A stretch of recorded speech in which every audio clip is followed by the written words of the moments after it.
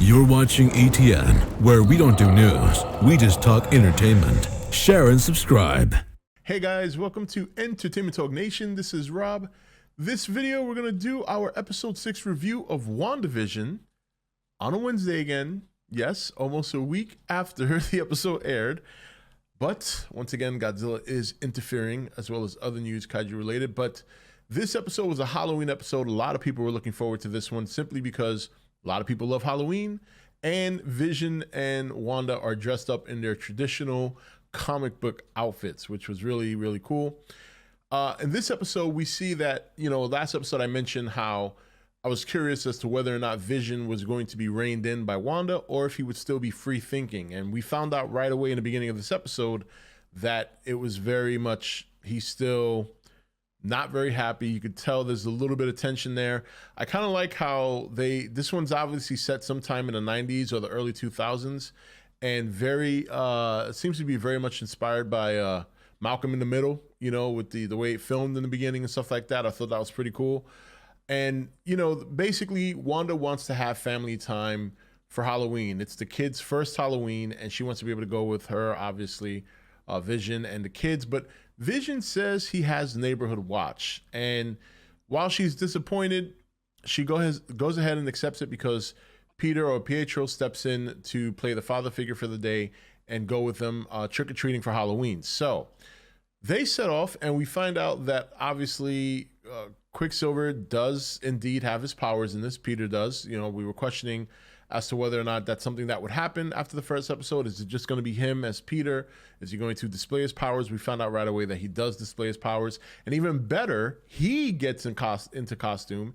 And it is, of course, one of the original costumes from Quicksilver in the comics.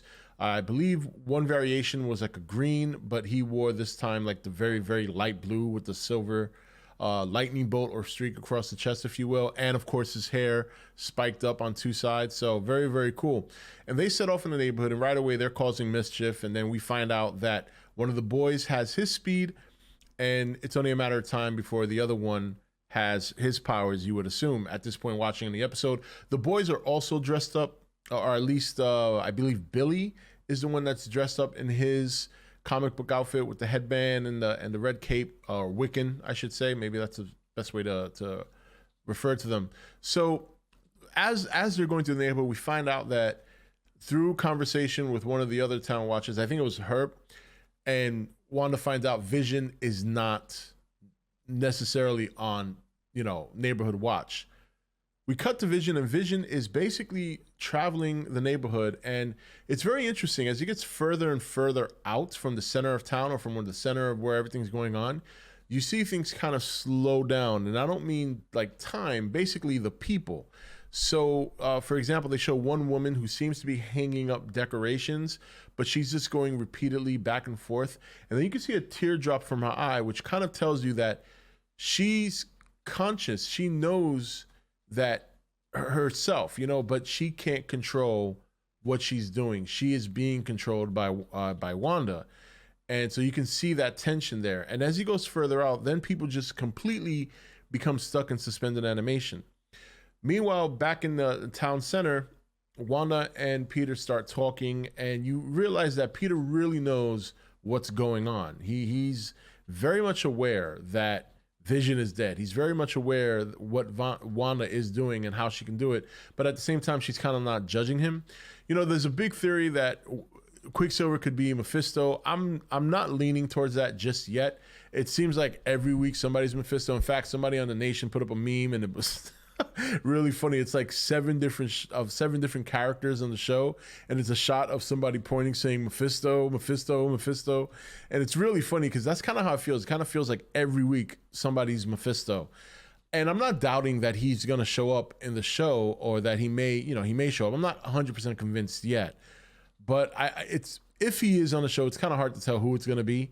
So I don't think it's Quicksilver, to be quite honest. I'm not saying it doesn't make sense. You want the villain, obviously, to take the skies of somebody that's close to the heart of Wanda. But the way things were kind of working out, and when she looked at him at that one point in the episode where he's looking dead and he's got the exact same bullet wounds, it's kind of telling me like she literally dragged him up And in terms of how he changed his look, they did answer that or question that. So if it was very interesting exchanges, and it got to the point where towards the end he said something, he said like a pretty slight comment to her about her dead husband, and she blasted him. So it's gonna be interesting to see how that plays out, if that's gonna start causing friction between those two. But going back to Vision, this is where it gets interesting, because we go back to the Sword headquarters. You got Hayward, Monica, Darcy, and Jimmy, and they get kicked out. They find out that Hayward was tracking Vision, and obviously that they didn't agree with him attacking Wanda. They believe it's just going to make matters worse, and he just gets rid of him. And you can kind of tell Hayward probably didn't want Monica there to begin with, even as early as episode 3. So it's not too surprising that he kind of found a reason to get rid of her. But of course, our heroes are not going to go that quickly. Darcy stays behind to continue hacking into a Sword system, while Jimmy and Monica take off to meet her contact, which I'm going to get to that in a second, because I do have my own personal theory on that. Once Vision gets to the end of, I think it was Ellis Street, which is referenced to earlier, or rather foreshadowed earlier, when Wanda tells the kids, don't go beyond Ellis Street, because we know that's kind of like, the border of her hex. And Vision, actually, before I get to this, let me not forget, he did run into Agnes on the way up there.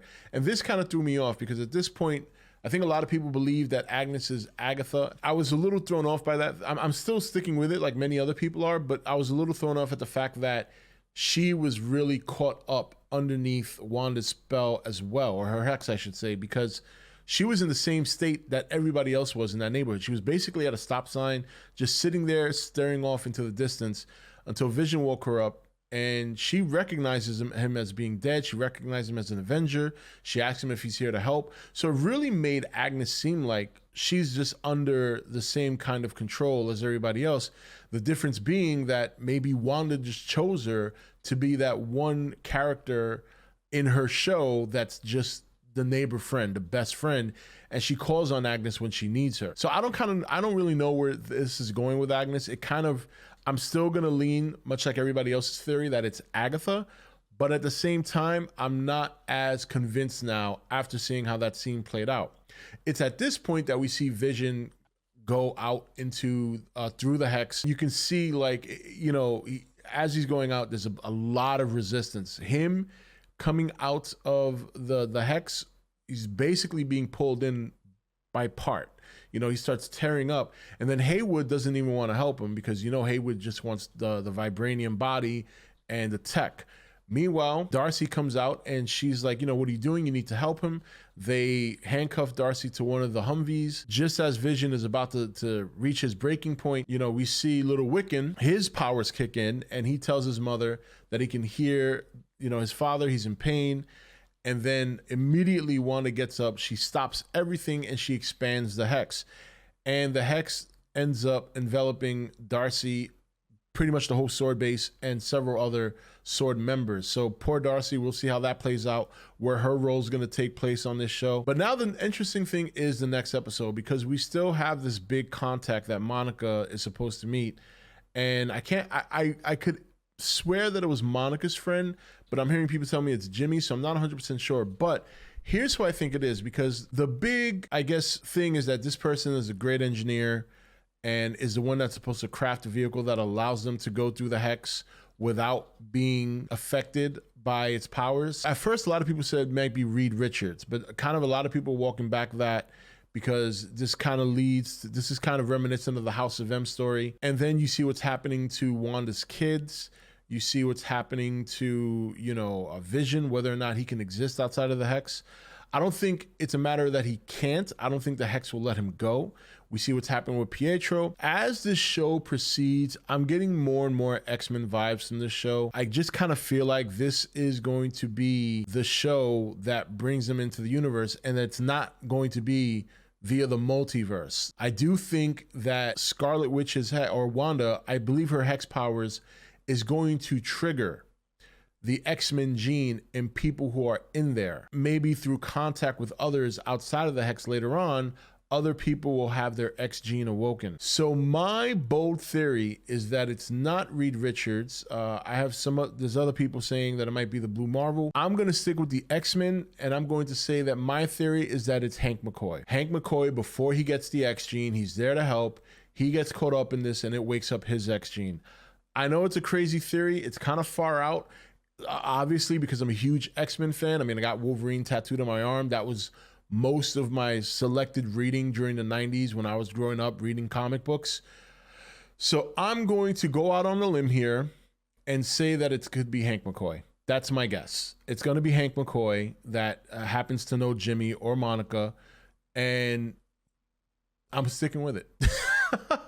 Now, if by some crazy miracle it turns out, and by the way, for those who don't know, everybody knows, but just in case, Hank McCoy is Beast from the X-Men.